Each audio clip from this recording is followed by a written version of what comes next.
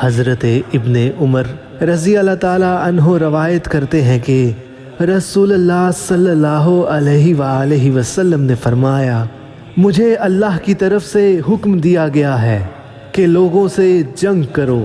اس وقت تک کہ وہ اس بات کا اقرار کر لیں کہ اللہ کے سوا کوئی معبود نہیں، اور یہ کہ محمد صلی اللہ علیہ وآلہ وسلم اللہ کے سچے رسول ہیں، اور نماز ادا کرنے لگیں اور زکوٰۃ دیں۔